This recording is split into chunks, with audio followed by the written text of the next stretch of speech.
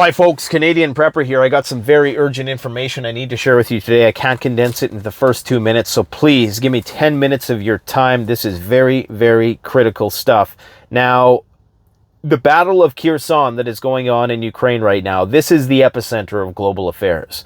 Everything rides on what happens in Kherson, and both sides are setting the precedent for the use of nuclear weapons. Let me go into greater detail. Now, it's important to recall that in World War I, there was that moment with the Archduke Franz Ferdinand when he was assassinated. That's when everybody else jumped into the fight. That may well be the outcome of the Battle of Kherson. Something big is coming in the next 2 weeks, which is going to change the course of the war, and it's likely going to dictate the extent to which NATO and the United States precipitate. But all the signs indicate that this thing is about to explode. Now, the current situation in the Kherson Oblast, which is just another word for region or county, is that the Russians right now are outnumbered. Estimates vary, but 4-1, 3-1, 2-1, they're outnumbered, okay? And the Ukrainians are doing this offensive. I think they have something in the neighborhood of like 60,000 guys. I don't know the exact numbers. There's a media blackout right now because both sides are fighting, and there's not even a lot of footage coming out of this region. But what we know is that the Russians are on one side of a river, and they're kind of backed up against a river. That's the town of Kherson. I wish I had my maps. I don't. You're just going to have to try to visualize and conceptualize this, okay? The Ukrainians are advancing, and they're kind of pushing the Russians back towards the river. Now, the Russians have a choice to make. They can go back over the river while they still have the bridges, or 1 or 2 bridges intact, or pontoon bridges, because this is a sizable river. It's not just like, a hop, skip, and a jump. You have to, set up some pontoon bridges. And if they don't have the capability to do that, then if they don't do that right now, they're potentially going to lose all their stuff. They're going to be surrounded. They're going to be taken prisoner. They're going to be killed and all the rest. Now, if you recall, 2 days ago, General Armageddon, the new general that's been appointed to command the Russian forces in Ukraine, said that we may have to make some difficult decisions because the fighting in this region is tense. Many people in the West took that as him admitting that their defense is a failure and they're going to have to retreat, okay? Setting and priming their population for, hey, we may have to retreat. Now, recall, they've evacuated all the civilians from that region. The Russian side is saying they're doing this because they don't want civilians to be caught up in the fighting, and it makes the military a little easier to maneuver in those areas. You don't have to worry about friendly fire and that sort of thing. The Ukrainians are saying, no, this is just an excuse because, now they're withdrawing all their people. And of course, the Russians don't want a situation where the people who supported them in that region or may have voted for them are left there to have to deal with the Ukrainian secret police or whatever, SBU or whatever they're called, right? After they go in there and try to figure out who was helping out the Russians. Okay, anyways. What's happening now is there's this bridge. It's also a hydroelectric plant. It's also a dam. Okay, obviously, if it's a hydroelectric plant. And this holds back a lot of water. Now, both sides are accusing the other of trying to blow up this bridge. Yeah, I know, it's another Nord Stream. It's another Kerch Bridge situation.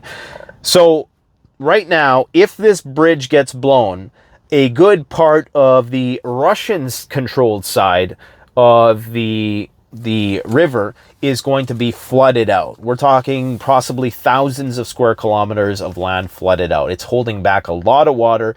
The other potential residual effects might be the Zaporizhzhia nuclear power plant, which relies on the water of which is on the banks right now to cool the spent fuel rods and the nuclear material. Anyways, that may or may not be an issue. That's not really important right now, though. So both sides are saying that the other is planning to do a nuclear false flag, or planning even worse in some people's mind to blow this hydroelectric dam, because the devastation caused by the blowing of this hydroelectric dam will be far, far worse than any nuclear weapon could do. Okay, it's going to just destroy everything. And we're talking about cities wiped out, towns, villages, farmland, industrial sector, everything. So according to the Institute for the Study of War, now this is I know that sounds very official, but it's just a bunch of self-proclaimed Western experts. I don't know who they get their funding from. I'm sure they get it from somewhere that's suspect. But they say that if Russia feels that it's losing in Kherson, that the Russians are going to then strike the hydroelectric plant. They're going to blame it on the Ukrainians, and they're going to use that as a way to save face and preserve their dignity and say, oh, see, we had to retreat because the Ukrainians blew the bridge and, we had no other choice. Now, if they do retreat, those bridges are going to be flooded out, I think, anyway. So I don't even know how they're going to retreat if the bridges get blown. But then they say, and this is not the Institute for the Study of War who's saying this, but some other more hawkish Ukrainian websites and news agencies are saying that the Russians will detonate a nuke because they'll do this in retaliation. Okay, so visualize this. This is from the Western point of view. The Russians are going to blow the bridge. Then they're going to say, oh, we had no point. We had to retreat. Then in retaliation, they're going to say, oh, well, now we got to nuke you, right? Now they're going to drop a nuke somewhere. That's what the Western narrative is being painted. That's a precedent that they're setting. Now, the Russian state media is saying the complete opposite. They're saying that if Ukraine can't lock in their gains before the elections, because a lot of people think that this Kherson offensive is linked to the outcomes of the elections and that the Biden administration and the Dems need a really strong showing in Kherson in order to justify and hopefully give them that, that edge they need in order to win a few more seats in the Senate or whatever. I personally think that it doesn't matter who gets elected. I think people are going to realize that when it comes to these sorts of global affairs, it's pretty unilateral at that level, but I guess we'll see. Anyways, the Russian state media has said that Ukraine is actually targeting, and remember, algorithms, fact checkers, whatever, this is what the Russians are saying. Don't shoot. The Russian state media is saying if Ukraine is losing this battle, or just in general, Ukraine is going to target the bridge with HIMARS or some other kind of weapon system, and they're going to, of course, blame it on the Russians, and they themselves are going to detonate a nuke and then blame the Russians and say, yeah, that was the Russians who did that, in retaliation or whatever. Okay, they're going to blame it all on the Russians. The Russians are saying the Ukrainians are going to do it all. Now, this obviously presumes that the Ukrainians have access to nuclear material. Now, according to Russian state media, they think that they do. Now, even though I'll say it's not out of the question that the Ukrainians might have access to something like this, of course, they wouldn't just use it on the Russians, right? Because that would be the end. If the Ukrainians had a nuclear weapon and they used it on the Russians, it would be the end.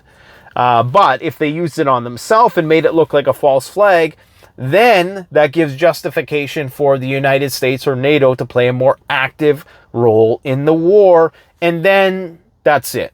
It's, counting down the days until the end of civilization as we know it, I guess. But for me, it seems like kind of a stretch to presume that the Ukrainians, because you have to make the assumption then that, Ukraine has a nuclear weapon. Maybe they do, maybe they don't. On paper, they don't. But who knows? They have fissionable material, they have nuclear power plants, and of course, they have a very good connection with NATO and the United States. There is a possibility, but I'm not saying that they do. This is what Russian state media is suggesting. So, if that's true, which I think is probably a bit unlikely, I think I would not put it past them, however, to target the hydroelectric plant.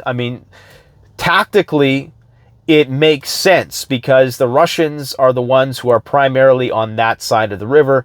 That's the part where, Ukrainians may push the Russians back to the river, but in terms of them being able to come across the river, I mean, they've made several attempts to try to take back the nuclear power plant using boats to come across the river, and they've all failed. So it's very hard to stage an offensive across the river, especially when you're limited with manpower and resources. And this is the thing, is that if the Russians ever want to take that back, I don't know if this river freezes in winter. I mean, it might, I doubt it, because usually rivers don't freeze, especially big ones like that. Maybe it freezes a little bit, so it's a much smaller land bridge that they have to bridge.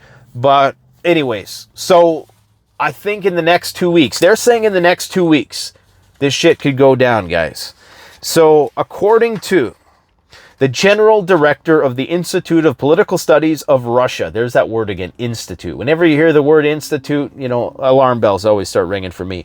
Sergei Markov, this is a Russian guy now. He says that the US and Britain are preparing a nuclear challenge to blame Russia, a nuclear attack, essentially. The US and the UK are preparing a provocation on the territory of Ukraine to accuse Russia of using nuclear weapons to give them an excuse to enter the war.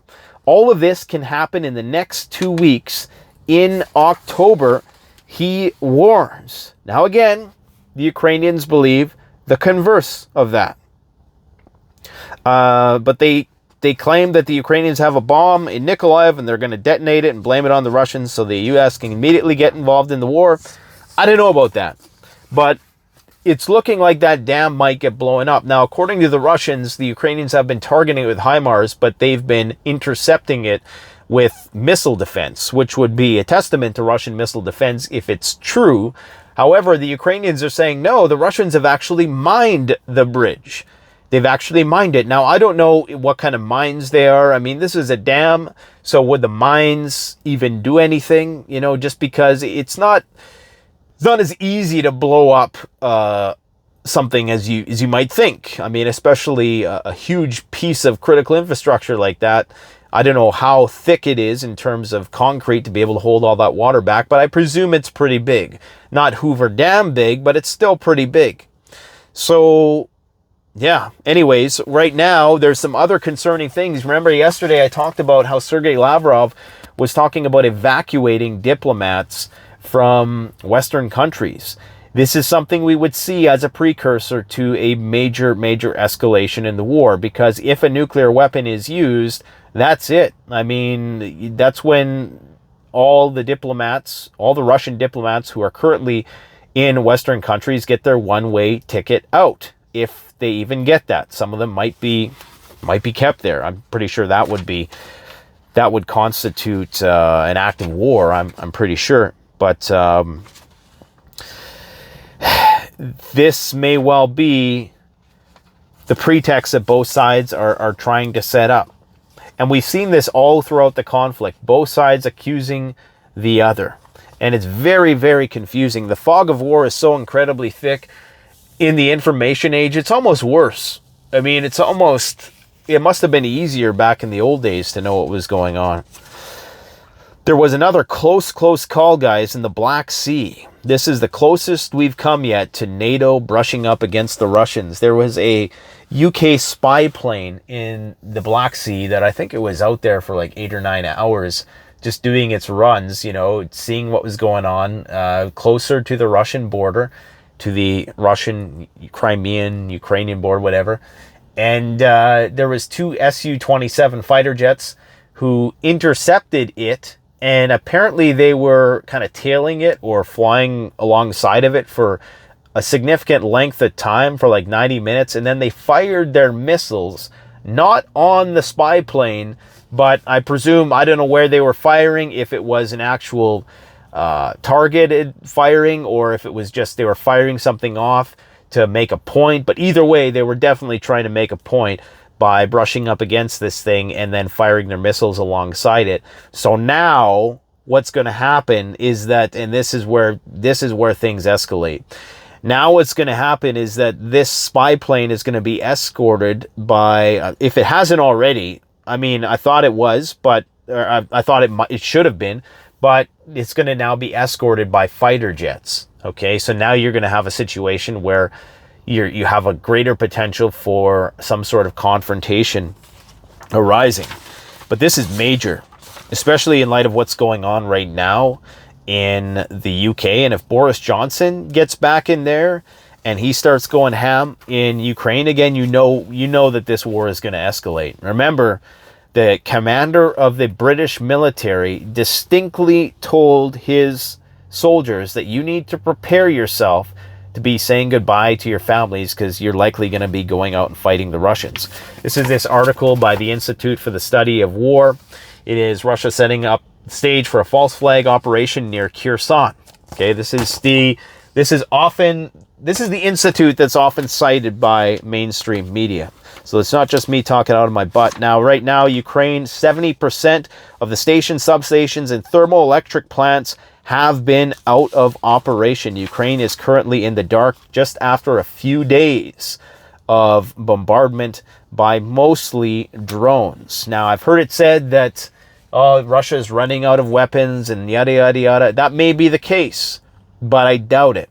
I highly doubt it. I think Russia realizes that this war has the potential, and they always knew that it has the potential to bring NATO into the fight and that they need to save a lot of their stuff. And quite frankly, if you're going to target Ukraine's critical infrastructure and you can use a $20,000 drone to accomplish, even if you have to use 10 of them, right? 20,000 times 10, so that's $200,000. And even if only a couple make it through and they cause the same amount of damage as would a $5 million missile, what are you going to choose? Obviously, you're going to throw thousands of these drones at them. So that's why they're utilizing utilizing the Iranian missiles. Now, this is creating a problem with Israel. Right now, Ukraine is asking Israel, hey, give us some weapons, give us the Iron Dome system. Israel is saying, no, we're not. Everybody's wondering, wait, why aren't you? Zelensky, right? You guys have similar names. And I think it's likely because the Russians don't want the Israelis don't want the Russians to become aligned with the Iranians to the point where the Russians are extending the nuclear umbrella to Iran because they see what's happening with the relationship between the Russians and the Iranians. They see that relationship is strengthening, and then that reduces their strategic advantage if they ever do have to engage Iran, which they may well have to, because right now there is a concerted effort to undermine the Iranian regime by NATO. And that's obvious to anybody with half a brain. I realize those are in short supply nowadays, but it is. So, yeah, I think the Israelis are trying to play their cards a bit more cautiously, and not put themselves at odds with the Russians, because they understand what that entails. An F-35 fighter jet crashed in the United States, $100 million down the pisser. Actually, I'm sure each F-35, you have to also factor in all the research and development that went into it. So it's probably more like 250 million, $250 million, $500 million, even for one of those jets. And that happened just the other day in Russia as well. So who knows what the reason for that is. I'm sure it's just because, more military activity, you're obviously going to see more accidents. What else we got going on here? There's an admiral in the United States, Admiral Michael Gilday, head of the U.S. naval operations, thinks that China's invasion of Taiwan could start in the next few months. And he says that because Xi is now going to be potentially a lifelong president, after winning a third term in China, there's some sort of rule that you can now lead for life, essentially. So once he has it locked in, and he literally has his population locked down, he can invade Taiwan without any real political repercussions, or at least ones that he has to worry about in the immediate future. So, yeah, we got that to worry about. And, yeah, that's about it for today, guys. Let me know what you think in the comment section below. But I'm telling you, man, this Battle of Kherson, some people are saying that it's Ukrainians' Battle of the Bulge. That is their final push.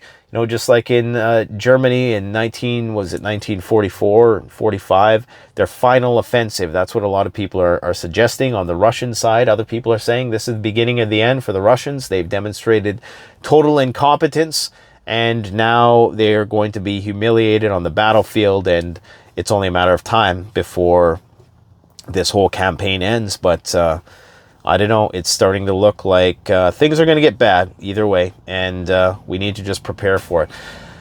Let me know what you think. Thanks for watching. Canadian Prepper out.